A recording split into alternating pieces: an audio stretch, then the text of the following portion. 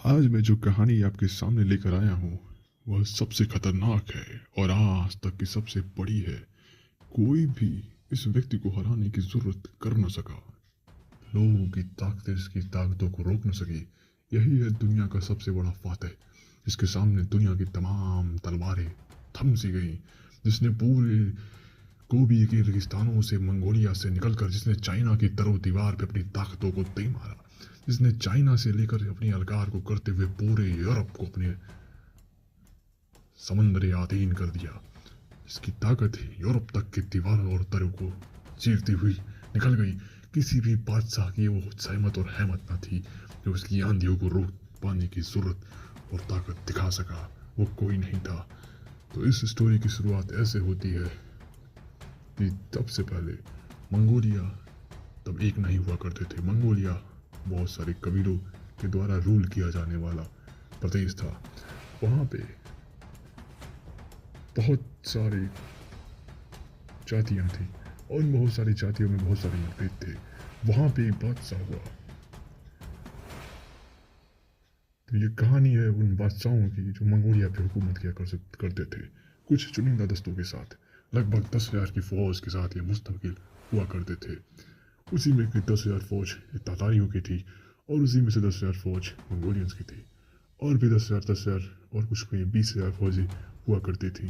तो ऐसे ही कुछ डिविजन्स थे। तो जब ये कहानी शुरू होती है, इस कहानी का सबसे बड़ा अभी जो शुरुआत होती है, इसमें दो मुख्य किरदार होंगे।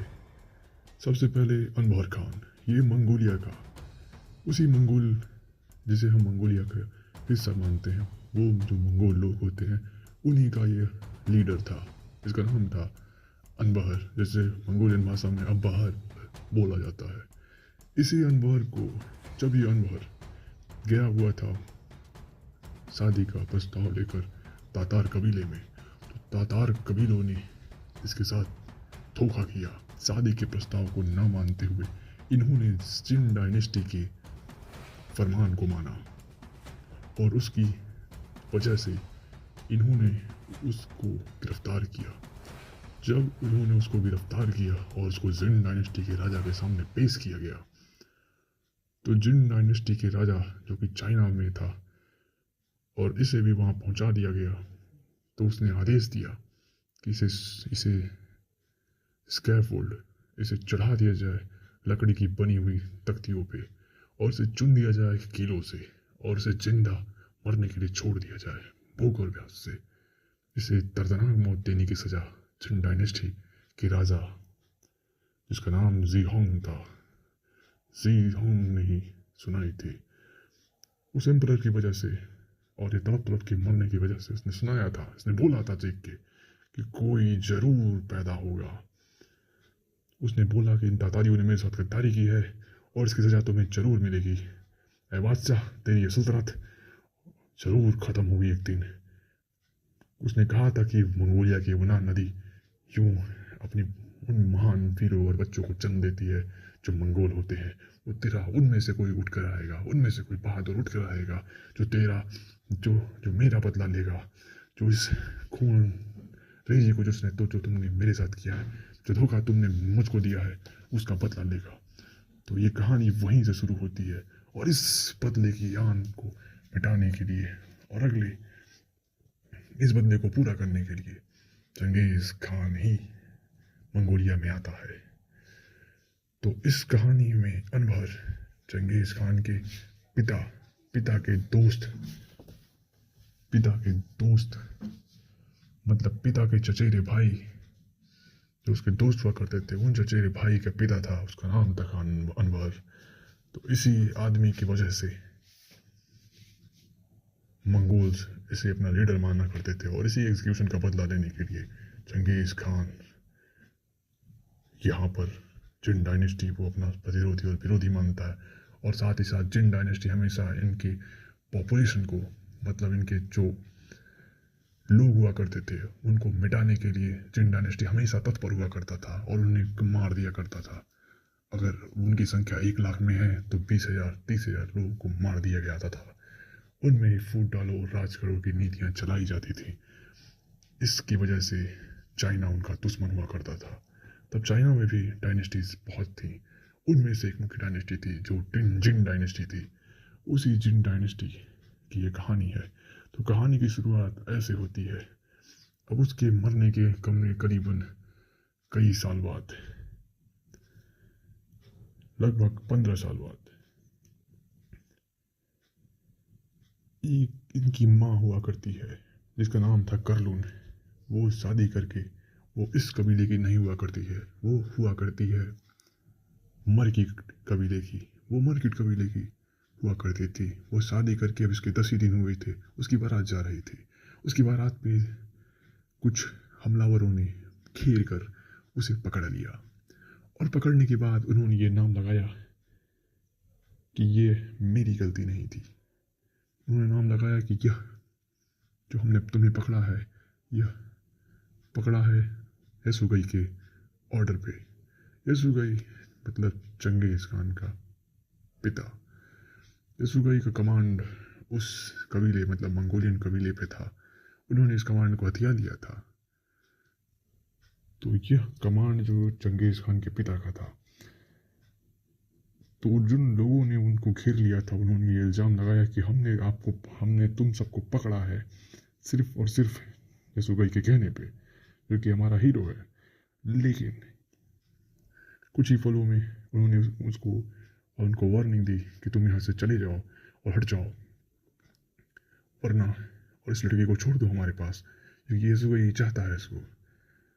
उन्होंने जो लोग थे वो उन्होंने इन बातों को ना माना और उन्होंने लड़ने का फैसला किया।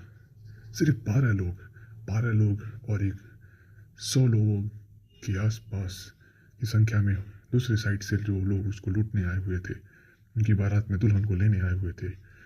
उस लड़ाई को अंजाम और लड़ने की ताकत और ज़रूरत उन्होंने की। उन्होंने इस लड़ाई में अपने आप को झोंक दिया और उन 12 लोगों में से कई लोग मारे गए जब ये लड़ाई हुई और एक आदमी सिर्फ भाग निकला।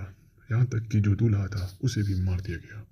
इसकी वजह से ये लड़ाई बहुत लंबी खिंची और इसकी वजह से दुल्हन भी भागने की कोशिश कर रही थी, पर इन लोगों ने, जो लगभग 100 लोग थे जो घेरने आए हुए थे, जो लड़की को उठाने आए हुए थे, वो लोग यसुगई का नाम लिया करते थे कि इसी की वजह से हम तुम्हें यहाँ लेने आए हुए हैं। और तब उन लोगों ने उसे घेर लिया और लड़की भाग रही थी उसी घोड़े की गाड़ी में बैठ के घोड़े को भगाते हुए, लेकिन लड़की भाग न सकी। वो दौड़ाते रहे, उसे घेर लिए और लड़की गाड़ी से गिर गई। उसके बाद उन्होंने उसे पकड़ा और पकड़ने की कोशिश कर ही रहे थे। तब तक चंगेज खान के पिता मतलब यसुगई वो देख रहा था एक किनारे से। सारे मंजर को देखते हुए उसने तुरंत धावा बोला और धावा बोलते ही उसने सबसे पहले अपने जो चंगेज खान की होने वाली पत्नी थी मतलब करलून, जो लड़की थी, असल में वो लड़की मरगिट कबीले की चीफ की भाई की पत्नी थी। तो उस लड़की को इन्होंने अगवा किया। उन्होंने कहा कि तुम हमारे साथ चलो। वो मान नहीं रही थी, पर उन्होंने पूरे तरीके से उसको समझाया और उसको ले गए कि तुम्हारी पति तो मर चुका है। उस लड़की ने उस समय, जो कि वो काफ़ी डरी हुई थी, इसलिए उस समय जाना और उसके साथ जाना बेहतर ही समझा। उस तरीके से उसकी दौड़ भाग और इतनी ज़रूरत के बाद तो वो उनके साथ चली गई और साथ ही साथ ये सब चले गए। और जब ये अपने कबीले में मतलब कि ये आते हैं अपने कबीले में, तो इन जो अपने कबीले में आने के बाद सजबेची मतलब अनवर खान का जो बेटा था वो वहीं पे था। उसने रोकने की कोशिश की पर ये उनकी बातों को ना सुने। जब वो ये उनकी बातों को ना सुने तो यसुगई उस लड़की को उठा के नीचे सबके सामने दिखाया और बताया कि हाँ ये देखो ये लड़की है मैं जो ले आया हूँ। और सब कबीलों ने उनकी इसकी बात सुनी, सारे लोगों ने उनकी बात सुनी जो उस कबीले में थे। तो उस कबीले में रहने वाले लोग इसकी बातों के लिए कुछ तैयार थे, कुछ नहीं थे। जो नहीं थे वो सचाबेची का साथ देना चाहते थे कि इस लड़की को वापस पहुंचा दिया जाए, वरना बहुत बड़ी खूनरेजी होगी और बहुत सारे लोग मारे जाएंगे और लगभग दो कबीलों में लड़ाई शुरू हो जाएगी, एक मंगोल कबीला, एक मरगिट कबीला। लेकिन इन बातों को नज़रअंदाज करते हुए उसके पिता ने बहादुरी दिखाते हुए उसने कहा कि इसकी कोई उसका कोई पति नहीं है और मैं इसको रखना चाहता हूँ। इसके बाद उस लड़की को कमरे में लाया गया, जो कि मंगोलों का एक घर हुआ करता है जो टाट के और लकड़ी से बनाया जाता है, एक गोल, जिसको गिर बोलते हैं। उस घर में इसको लाया गया और जहाँ उसका कबीला था वहाँ पे इसको व्यवस्था में वहाँ रखा गया, वो बैठाया गया। उसके बाद उसे ये औरत थी जो वहाँ की थी, वो समझाने लगी कि बहुत अच्छा है और ये बहुत बढ़िया व्यक्ति है, ऐसे कोई अच्छा है। उसकी भी उम्र 28 साल की हो गई है और उसकी भी शादी की उम्र थी। तो यह भगवान की मर्जी है कि तुम यहाँ पे हो।